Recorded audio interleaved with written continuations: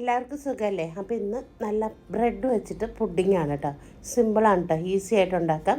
അപ്പോൾ അതാ ഒരു 1/2 ലിറ്റർ പാല് പാനിലേക്ക് ഒഴിച്ച് കൊടുത്തിട്ടുണ്ട്.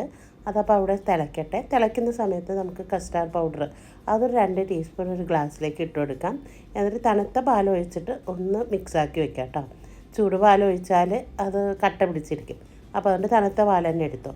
അപ്പോൾ അത് അവിടെ മിക്സാക്കി വെച്ചിട്ടുണ്ട്.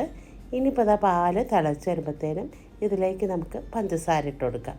അപ്പോൾ മധുരം ആവശ്യമനുസരിച്ച് ഇട്ട് കൊടുക്കാം കേട്ടോ. അപ്പോൾ ഞാനൊരു 2 ടീസ്പൂണ് ഇട്ട് കൊടുത്തിട്ടുണ്ട്. എന്നിട്ട് നന്നായിട്ട് ഒന്ന് മിക്സാക്കിയിട്ട് ഒന്ന് തിളച്ച് വരട്ടെ കേട്ടോ. ഇനി ഇതിലേക്ക് ഒരു 1/2 ടീസ്പൂൺ വാനില എസൻസ് അല്ലെങ്കിൽ ഏലക്ക 2 ഇതൊന്ന് ചതച്ചിട്ടാൽ മതി കേട്ടോ. അപ്പോൾ ഞാൻ വാനില എസൻസ് ഒഴിച്ച് കൊടുത്തിട്ടുണ്ട്. അപ്പോൾ നമ്മൾ നന്നായിട്ട് മിക്സാക്കിയിട്ടുണ്ട്. ഇനി ഇതിലേക്ക് നമ്മൾ കസ്റ്റാർഡ് മിൽക്കിൽ മിക്സാക്കി വെച്ചിട്ടുണ്ടല്ലോ, ആ കൂട്ട് ഇതിലേക്ക് ഒഴിച്ച് കൊടുത്തിട്ടുണ്ട്. എന്നിട്ട് ഇനി കൈവിടാതെ തന്നെ അങ്ങ് ഇളക്കി കൊടുത്തു, അല്ലെങ്കിൽ അടി പിടിക്കും. അപ്പോൾ പെട്ടെന്ന് തന്നെ കുറുകിയൊക്കെ വന്നിട്ടുണ്ട്. അപ്പോൾ തീയൊക്കെ നന്നായിട്ട് കുറച്ചിട്ടിട്ട് നന്നായിട്ടൊന്ന് തിളപ്പിച്ച് കുറുക്കിയെടുക്കാം. അപ്പോൾ ഇത്രയേ ഉള്ളൂ കേട്ടോ. ഇനിയിപ്പോൾ നമുക്കിതൊന്ന് ഓഫാക്കി ഇട്ട് കൊടുക്കാം. ഇതൊന്ന് ചൂടാറട്ടെ കേട്ടോ. ചൂടാറുന്ന സമയത്ത് നമുക്ക് 4 ബ്രെഡ് എടുത്തിട്ടുണ്ട് കേട്ടോ. 4 ബ്രെഡ് നമുക്കിതാ ഇതുപോലെ അരികൊക്കെ ഒന്ന് കട്ട് ചെയ്ത് കളയാം. ഇനിയിപ്പോൾ ഇതൊക്കെ കട്ട് ചെയ്ത് മാറ്റി വെച്ചിട്ടുണ്ട്.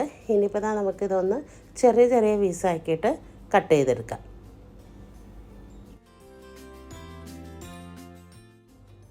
അപ്പോൾ എല്ലാം കട്ട് ചെയ്ത് വെച്ചിട്ടുണ്ട്. ഇനി ഇതുപോലെ ഒരു പാൻ വെച്ചെടുക്കാം. അതിലേക്ക് കുറച്ച്, ഒരുപാട് വേണ്ട, കുറച്ച് നെയ്യ് ചേർത്തെടുക്കാം.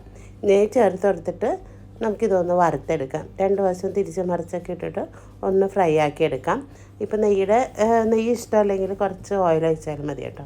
നെയ്യാണ് കേട്ടോ എപ്പോഴും ബെസ്റ്റ്. അപ്പോൾ നെയ്യ് ഇട്ട് കൊടുത്തിട്ടുണ്ട്. എന്നിട്ട് 2 വശം നല്ലപോലെ ഒന്ന് മൊരിച്ചെടുക്കാം. ഇനിയിപ്പോൾ എല്ലാം ഫ്രൈ ആയി നന്നായിട്ട് വന്നിട്ടുണ്ട് കേട്ടോ.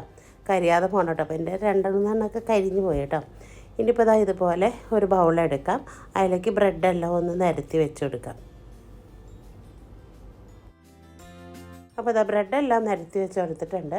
ഇനിയിപ്പോൾ നമ്മുടെ ചൂടാറിയ കസ്റ്റാർഡിൻ്റെ മിക്സ് ഉണ്ടല്ലോ, അത് ഇതിലേക്ക് ഒഴിച്ചെടുക്കാം. അപ്പോൾ എൻ്റെ മിക്സ് കുറച്ച് കട്ടിയായിപ്പോയിട്ട് കുറച്ചുകൂടി ലൂസാക്കിയാൽ ഒഴിക്കാൻ നല്ല എളുപ്പമായിരുന്നു. എന്നാലും പ്രശ്നമില്ല കേട്ടോ. ഇത്രയും കട്ടിയായാലും പ്രശ്നമൊന്നുമില്ല. ഇനി ഫ്രിഡ്ജിൽ വെച്ച് നമുക്ക് തണുപ്പിച്ചെടുക്കാനുള്ളതാണല്ലോ. അപ്പോൾ എല്ലാം ഒഴിച്ചു കൊടുത്തിട്ടുണ്ട്. ഇനി ഇഷ്ടമുണ്ടെങ്കിൽ കുറേശ്ശെ ചെറിയെല്ലാം ഒന്ന് വിതറിക്കൊടുക്കാം.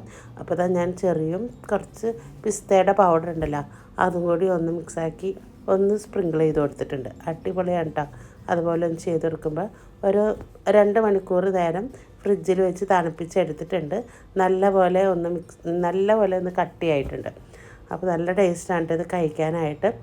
അപ്പോൾ ഒരു പീസ് എടുത്തിട്ട് ഒന്ന് വെച്ച് കൊടുക്കുകയാണ് കേട്ടോ. അടിപൊളിയാണ്.